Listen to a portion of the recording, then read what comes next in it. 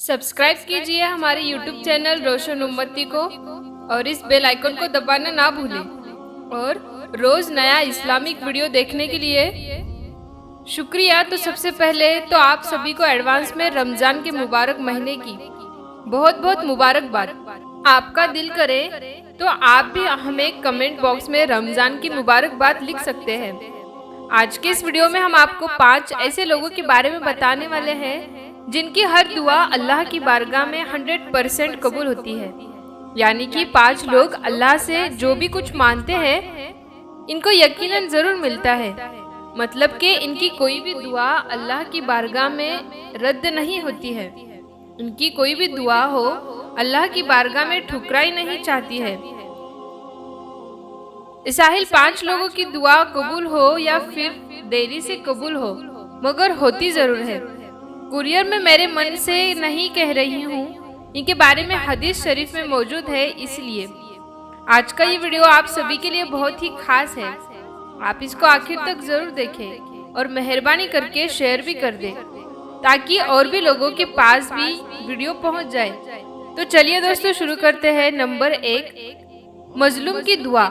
दोस्तों सबसे पहला सेक्टर मजलूम इंसान, यानी कि जिस इंसान पर जुल्म किया गया हो, जिस इंसान को सताया गया हो, जिस पर कोई सितम किया गया हो, ऐसा इंसान अगर किसी की हक में कोई दुआ करता है या किसी के लिए बद्दुआ कर दी, अल्लाह ताला की बारगाह में ऐसे इंसान की दुआ कबूल होती है। चाहे फौरन कबूल हो या फिर देरी से कबूल हो, मगर ऐसे इंसान की दुआ जरूर कबूल होती है। इसलिए प्यारे दोस्तों, कभी भी किसी इंसान पर कोई जुल्म सितम मत करना। अगर कभी उसके मुंह से आपके लिए कोई बद्दुआ निकल गई तो आपके साथ साथ पूरा खानदान तबाह और बर्बाद हो जाएगा। इसलिए हमेशा मजलूम इंसान की दुआ लेने की कोशिश करना।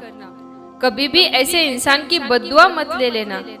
ये बुखारी शरीफ में मौजूद है। नंबर 2, वालिदैन की दुआ। दोस्तों दूसरे इंसान ने वालिदैन की यानी कि माँ बाप की दुआ अपने औलाद के हक में मुस्लिम शरीफ की हदीस में मौजूद है कि अगर कोई माँ बाप अपनी औलाद के हक में कोई दुआ कर देता है तो उनकी दुआ यकीनन अल्लाह की बारगाह में कबूल की जाती है। चाहे उनकी दुआ फौरन कबूल होती हो या फिर देरी से होती हो, मगर उनकी दुआ अल्लाह की बारगाह में 100% कबूल होती है। इसलिए प्यारे दोस्तों, अगर आपके माँ बाप जिंदा है, इस दुनिया में मौजूद है, तो आप जरूर उनकी दुआ लिया करें। आप दिन में 10 दफा उनसे कहा करें कि आपके हक में दुआ करें। यानी कि आप अपने माँ बाप की दुआ बार बार लेने की कोशिश करें। इंशाल्लाह आप कामयाब हो जाओगे। नंबर 3, मुसीबत ज़दा इंसान। दोस्तों तीसरा इंसान मुसीबत ज़दा इंसान, यानी कि जिस इंसान पर कोई मुसीबत की आफत आ गई हो। अब आपको मालूम है कि ये मुसीबत भी कई तरह की होती है। मान लो कि अगर किसी की औलाद हो, वफात पा गई हो, अब माँ बाप पर बहुत बड़ी मुसीबत आ गई है। ऐसे में अगर वो किसी के हक में दुआ कर दी तो अल्लाह ताला ऐसे मुसीबत ज़्यादा इंसान की दुआ को अपनी बारगाह में कबूल फरमा लेता है। ये तो हमने मिसाल के तौर पर आपको एक ही मुसीबत बताई है। इस तरह से अगर किसी भी कोई मुसीबत या आफत आता है तो ऐसे किसी मुझे बताए, इंसान की दुआ अल्लाह की बारगाह में कबूल की जाती है। क्या बुखारी शरीफ में हदीस में मौजूद है। नंबर 4, रोजेदारी की इफ्तारी में की गई दुआ। दोस्तों चौथा इंसान रोजेदार, अगर रोजेदार इंसानी इफ्तारी के वक्त में कोई दुआ करता है तो अल्लाह ताला उसकी दुआ को रद्द नहीं करता है, बल्कि फौरन अपनी बारगाह में कबूल फरमा लेता है। क्योंकि एक रोजेदार इफ्तारी से चंद सेकंड पहले तक खाने पीने से रुका होता है। उसके सामने खाने पीने का सामान भी रखा होता है, मगर वो किसी इंसान के डर से नहीं बल्कि अपने रब के डर से उनको खाता पीता नहीं है। अगर वो चाहे तो उन्हें छू कर भी खा पी कर सकता है, मगर वो ऐसा नहीं करता है।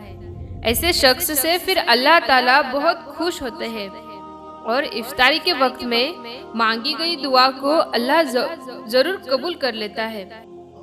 ऐसे शख्स से अल्लाह ताला बहुत खुश होता है। नंबर 5, दूसरों के लिए की गई दुआ। दोस्तों, तिर्मिज़ी शरीफ की हदीस में है कि जो इंसान दूसरे के लिए कोई दुआ करता है, यानी कि किसी और की हक में अगर कोई दुआ की जाती है, तो अल्लाह ताला इस दुआ को भी फौरन अपनी बारगाह में कबूल फरमाता है। जैसे कि अगर कोई इंसान अपने खुद के लिए कोई दुआ करता है तो वो कहता है कि अल्लाह मेरी या परेशानी दूर कर दी, या अल्लाह मेरी वो मुसीबत खत्म कर दे। ऐसी दुआ को अल्लाह कबूल करे या ना करे, या अल्लाह की मर्जी है। लेकिन अगर कोई इंसान किसी और के लिए कोई दुआ करता है और वो कहता है या अल्लाह फला इंसान की परेशानी को दूर फरमा, या अल्लाह फला इंसान की मुसीबत को खत्म कर दे, तो याद रखे ऐसी दुआओं को अल्लाह कभी रद्द नहीं करता है। अल्लाह दूसरों के लिए मांगी गई दुआ को फौरन अपने बारगाह में कबूल फरमाता है। तो दोस्तों, ये 5 लोग ऐसे हैं जिनकी चाहे कोई दुआ हो या फिर बद्दुआ, अल्लाह की बारगाह में फौरन कबूल की जाती है। इसलिए रमज़ान का महीना शुरू होने वाला है। आप इन 5 लोगों की दुआ में शामिल होने की ज़रूर कोशिश करें। इंशाल्लाह आपकी ज़िंदगी संवर जाएगी। अल्लाह।